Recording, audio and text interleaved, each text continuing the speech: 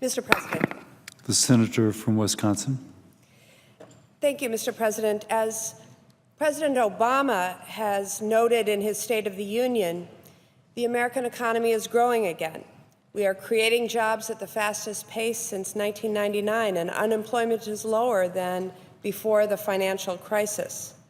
American businesses are posting large profits and boosting the stock market along with them. Yet for many working Americans, this good news is only that, news, something they see in the paper or on TV, not in their paychecks or at the kitchen table. Many of the Wisconsin workers I hear from every day are struggling to make ends meet. They are working more, taking home less, and worried that for the first time in American history, their kids will have fewer opportunities than they did. Mr. President, for the last 5 years, the Obama administration has been negotiating with 11 nations in the Asian Pacific region on a free trade agreement known as the Trans-Pacific Partnership. Some of these countries have values similar to ours, and some do not. I fear that this agreement could allow some nations to take advantage of the values we as Americans place on our environment, on labor laws, on human rights, and on free enterprise rules. These nations would be competing against American workers on an uneven playing field. This unfair game would continue the downward pressure on wages that has plagued American workers since before NAFTA.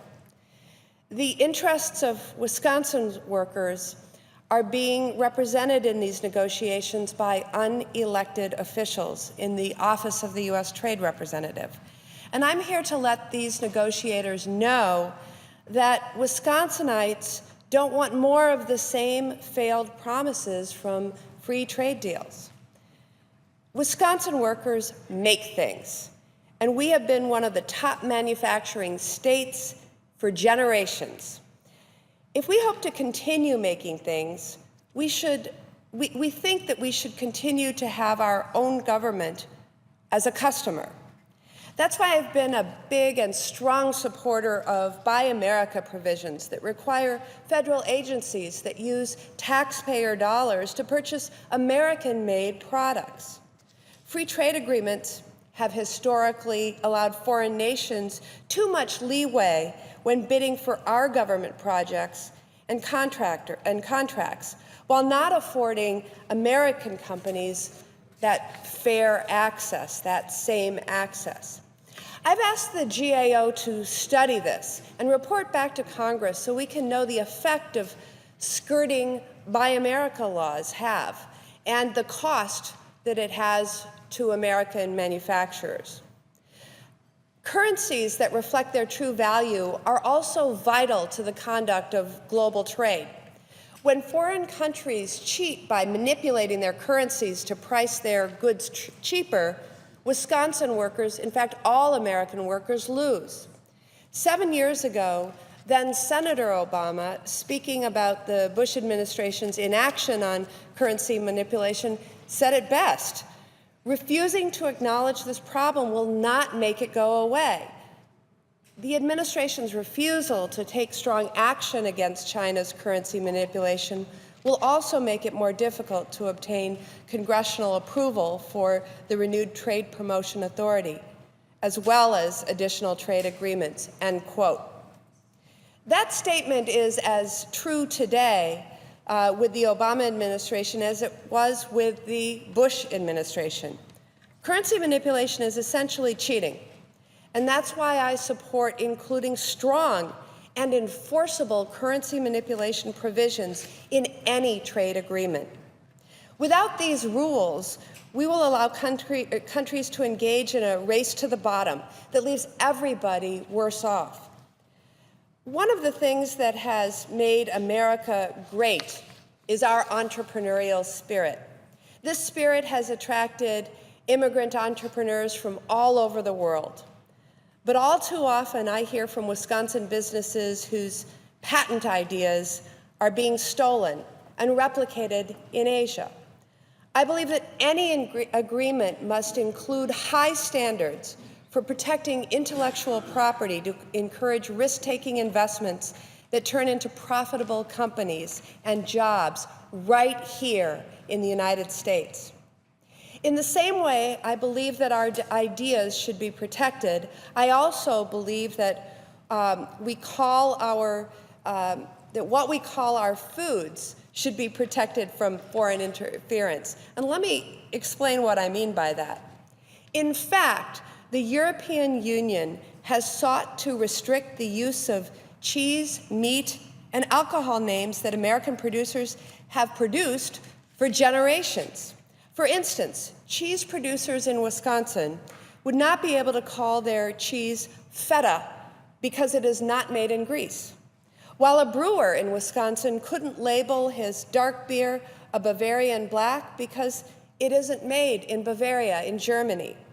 I have worked hard to urge the U.S. Trade Representative to reject any attempt by the European Union or any foreign nation to restrict the use of common food names in order to protect our food manufacturers and processors across this country. And especially as Wisconsin is a major producer of beer and brats and cheese, this is an issue that is very close to home. Finally, I have concerns about the value systems of some of the nations that are party to the TPP. By way of example, Brunei recently adopted new Sharia laws that include death by stoning for acts of adultery, homosexuality, and forced amputations for other offenses, including consuming alcohol. These laws go so far as to outlaw public Christmas celebrations. In fact, the act of wearing a Santa Claus hat in public could lead to a fine of more than $15,000, a 5-year imprisonment sentence, or both. Amnesty International has called the new rules in Brunei, quote, shocking, and they have been declared illegal by the UN High Commissioner for Human Rights.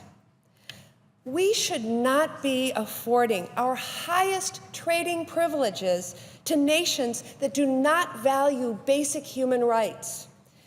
Mr. President, I have heard from so many constituents who are rightly skeptical of the promises that this new generation of trade agreements offer. I appreciate having this opportunity to express my concerns about free trade agreements that are currently under negotiation. After seeing decades of jobs going overseas while the ones that are left pay less, who can blame the critics? Until it is clear to me that the gains from these agreements will go to the middle class and not just multinational corporations, millionaires, or billionaires, I will continue to oppose them. I thank my colleagues for organizing this opportunity to speak on trade, and I yield back the floor.